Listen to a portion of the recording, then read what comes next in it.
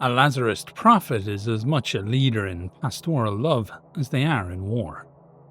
They are the first kind face, smiling through mucus-laden bandages to welcome aspirants down the path of redemption, reborn by a new name, new family, and new doctrine. They are the first kind face, contorted by lion skin bumps and eroded saddle nose, to welcome heretics down the path of retribution, ushered by the suffocating weight of a limestone crown. It's a dynamic that ultimately serves one purpose: the correction of mortal ways and the end of all that is sinful. Who better to lead the processions of the sacred affliction than those who navigate in the in-between of spiritual life and physical death? The progenation of a prophet is ordained by God, a determination in the course laid out before them. Would-be prophets are typically adherent leper pilgrims of the sacred affliction, guided by the all-encompassing tribulations of the pure Lazarist, hardened by the throes of battle and humbled by the acceptance of their community. They are legs to the lame, eyes to the blind, shields to the weak, and well acquainted to the woes and perils of the downtrodden of this wretched world. Draped in lesions with naught but bandages and rusty sword to their name, they fundamentally understand the troubles which burden themselves and their troubled kin. It is through these trials the prophet-to-be is granted perspective in the face of death, the freedoms that come with it, the tethers that break as one catches a glimpse of the 12 gates. How much good can one do when they only have a year left to live? A month, days, and seconds. Each action is more critical than the last, especially as the Lord's afflictions take their aching toll on a body left ragged and wanting. Each forethought is a mere suggestion, but the present is certain. We may begin the journey today, but who will reach the destination tomorrow? 1,000 inquiries leading to but one answer: love. And only then does the pilgrim, nay, the prophet, find the truth of God's unending warmth and his power over mortality, and how God brings new life even when all hope seems lost. The path of compassion overcomes death and offers an escape from finality. Every moment is an opportunity to take one step forward, welcome another believer to the cause, or deliver another blow to the apostate, even if that moment is the very last. And so the Lazarist prophet takes to their kin and holds them tight, uttering harrowing lamentations of life beyond the safety and purity of their holy commune. They point to a world cradled by the heretics who have opened the doors to hell and invited pain, poverty, war, and sin to pollute the gardens of creation. It's not only those who deal with the devil, but even those who call themselves good Christians, who have become numb to practices that edge nearer and nearer to the brink of heresy, dooming the world to the iron-locked clutches of Satan. It is not us, the prophets rattle, who have earned the trappings of misery. These burdens are a gift from God to separate the righteous from the slothful. Confessions are drawn from desperate newcomers as the prophet taps hammer to bloody chisel through arrhythmic tremors. They scribe transgressions that the Holy See would scorn to capital punishment, laying bare the pilgrim's deepest vulnerabilities for all to witness. Only once the Lazarist prophet detects honest dedication in the aspirant do they bestow the millstone homecoming gift. These, burdened and ailed, with confessions on rope-rash display, haven't a place to go, and thus cling to the men and women they call Father, for they are the only ones who can offer salvation and lead them to the promise of hope and home. Most processions are small bands of alms seekers and roving warriors, but some are magnificent gatherings, thousands strong, spearheaded by a loose covenant of prophetic leaders, each under a web of owed respect as baptized and baptizer, eschewing formality and institutional support in favor of community-focused aid.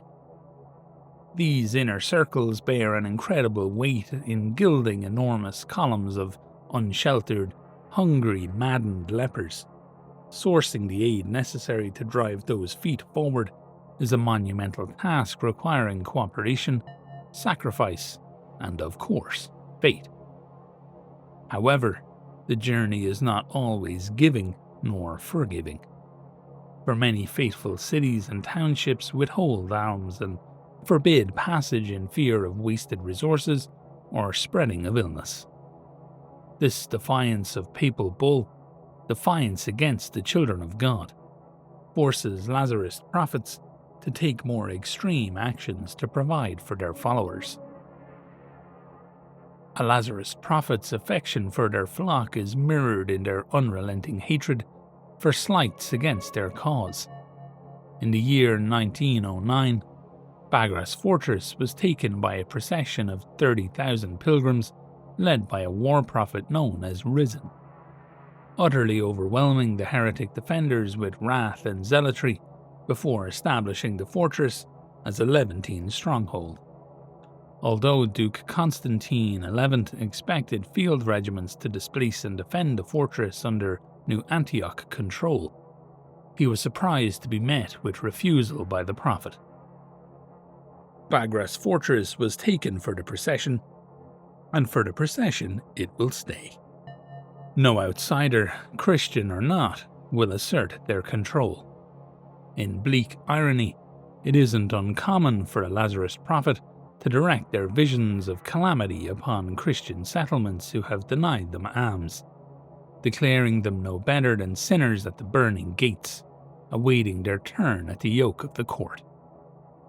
They camp outside the walls of offending settlements in spiritual protest, exhorting sulphuric damnations through loudspeakers, capturing craven merchants and travellers who peddle to the blasphemers, and crafting towering monuments from the cracked millstones left by the leper pilgrims, who have perished during their long and arduous protests. While some are satisfied with demonstration alone, some Lazarist prophets will pick up arms and direct their pilgrims into the cities by force, sacking fellow Christians for their supplies and demanding the burden of fate be shared amongst all God's children.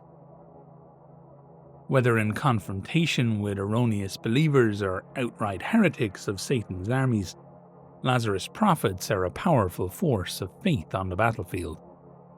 They take to the front and center, standing side by side with their congregation, donned with their personal millstones and armour made from saintly idols and holy relics, capable of deflecting heavy fire through faith alone.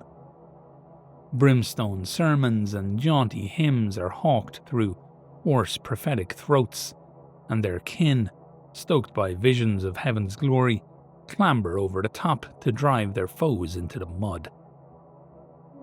Though no stranger to finer mechanisms of warfare, Lazarist prophets are more intimate with sharpened steel and wheatstone extensions of their calloused bodies, crushing heretics flat with great flail blows or blast through accursed armour with anti-tank hammers.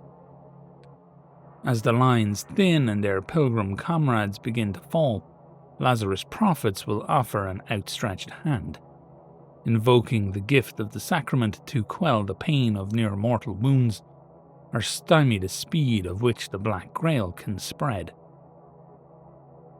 As the battle comes to its last, when blades are blunted and magazines are emptied, the prophet builds a pyre around the bloody millstones of their fallen kin, sending them to salvation with one last act of love.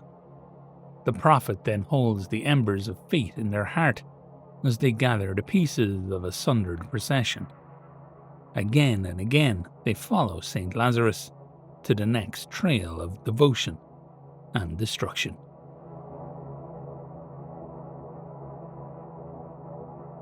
Alrighty, so that's the lore for the Lazarist prophet. Now, the day I am recording this, the weather is crazy hot today, so I don't actually know how much of a ramble I'm even going to be having because it's insanely hot, and I've been trying to keep the computer as off as I can keep it because I don't even like adding the heat that it generates to the room.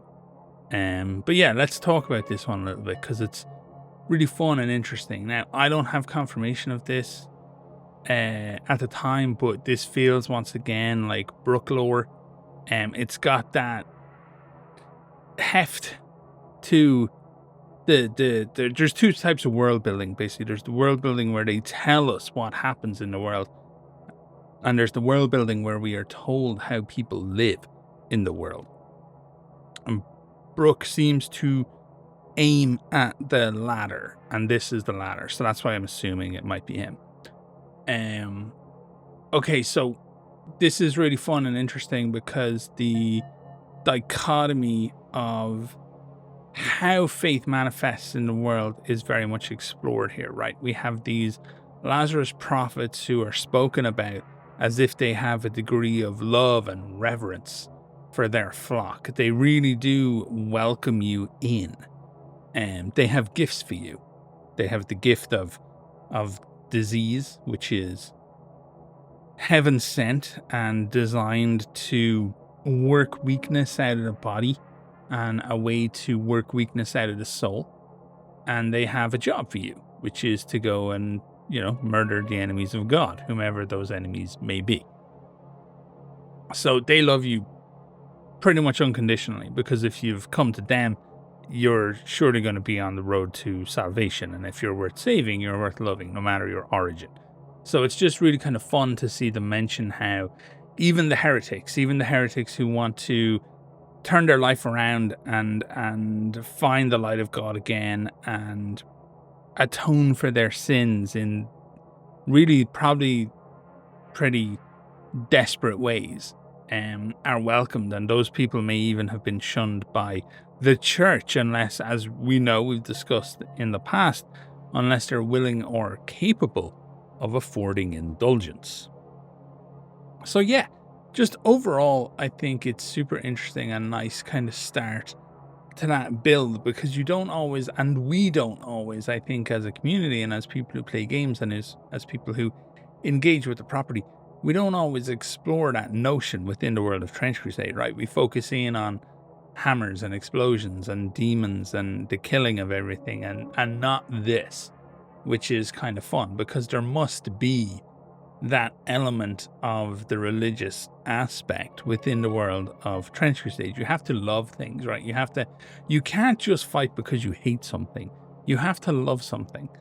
It's kind of been shown over and over again throughout human history that people will almost certainly find within them incredible strength and bravery in order to protect something that they love and fight for a notion that they love and a concept that they love and a country that they love and all that kind of stuff.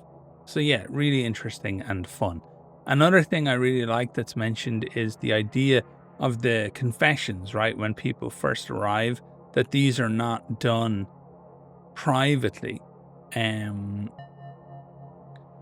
Where's the line? They scribe transgressions that the Holy See would scorn to capital punishment, laying bare the pilgrim's deepest vulnerabilities for all to witness.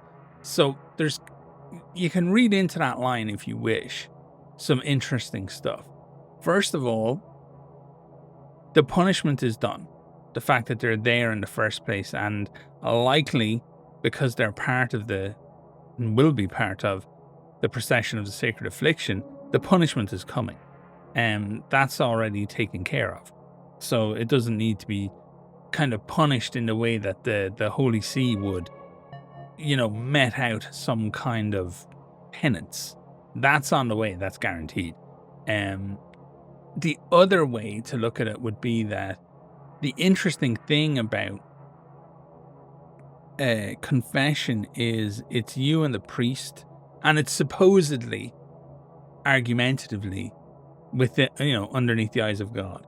And if you're a true believer, you have to embrace that concept of confession. However, God's a tough one to kind of wrap your head around. God isn't there to look at you in the chow line, or while you're getting your bandages changed, or when you go to the quartermaster to try and get your bolt action. He's not around.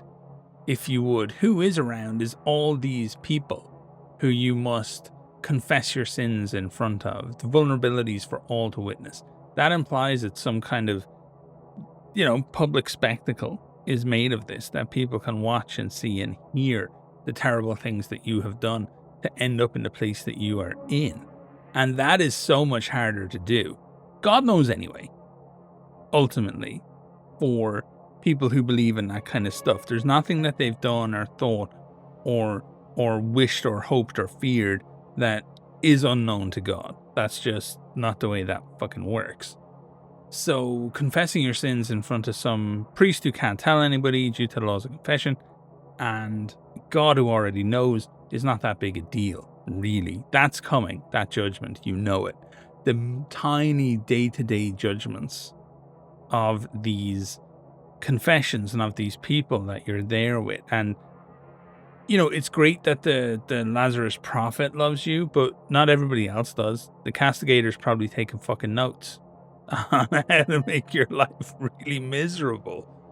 So yeah, I just really like it. It's another element of all this that I think is really fantastic. The clash and the contrast between those two. Maybe the castigators do love you, but I don't get that impression. I get the impression that the castigators are going to expect the worst from you, and they're going to be hawking you, waiting for you to mess up. And then, of course, we have one of the most interesting parts of the whole lore, which is this idea that they'll occasionally... Now, we kind of knew this. I had spoken about this with Tuomas in the past, that the Trench Pilgrim processions can be erratic and sometimes difficult to control, and sometimes act as an inlet for corruption and heresy and things of that nature. But in this one, it's very much a case of they just do what they feel like they need to do for Christ. Like, if you're the good guys and you don't agree with them, or you don't want them to be able to take the steps that they feel necessary to take, they're going to take them anyway, and you're going to have to scrap. Because if you're not in agreement with them and their vision is pure, then you're the bad guy. And it's really that simple. And I like that quite a lot, because it shows you the more and more and more stronger the issues are that the Trench Pilgrims can technically cause for the faithful. Even going so far as to tell, like, Constantine XI, Duke of Antioch, to eat shit. That's hilarious to me, and it shows how powerful the Trench Pilgrims can be and the processions can be, not only in their actual militaristic might, right? The fact that they could take over Bagras in the first place, but the fact that if they really want something, sometimes you just gotta let it slide, because the public perception of the pushback or the need to march a bunch of, like, quote unquote devout Christians into the streets and put them down because they're not doing what they're told would just be too much. The lines become way too blurry. That's not something that anybody, the church or the Holy See or New Antioch or anybody else could actually allow to happen. You could never have those blurring of the lines. Much easier to just rewrite things after the fact to explain away what occurs. And yeah, I just think it's really kind of strong, interesting, fun world building, this type of stuff, instead of just kind of like lists of names and places. And I'm not going to name any other games that are kind of building out their worlds right now, but these kinds of explorations of character and motivation and things like that, I personally find it incredibly interesting, and I hope that you do too. So yeah, there's not much to really kind of like hone in on here. The one thing I do kind of want to mention a little bit is there's a mention here of the 12 gates. And I think it's kind of interesting. We keep getting, like, the 12 gates are basically like the gates of heaven, right? There's considered to be 12 gates of heaven. As far as I know, they're kind of built of giant pearls, which is where the whole kind of pearly gates comes from. And those 12 gates of heaven are indelibly linked in the Old Testament to, I think it's like tribes of Israel. And we keep getting these little mentions of stuff. So, like, are the Hebrew Knights coming? Is this something that we can expect maybe over the coming while? I've no idea. But, like, we keep getting stuff that's very much tied into Jewish beliefs. And it would be fun to see that kind of representation arriving into the game. But who knows when, or that may or may not happen. So yeah, that's it for this video. As I said, I really don't want to like carry on too long here. It's actually sweltering right now. The temperatures are up in the 30s and like 30 degrees Celsius, and that's just not heat that we get too much in Ireland. So it's a bit of a pain. So I will let you go. Thank you all so much for watching. I once again apologize that the channel has been so quiet as of late. It's just that I've been tremendously busy with my day job. There are ultimately bills to pay. So yeah, as always, like the video only if you actually liked the video. Thank you so much for watching, and all the best.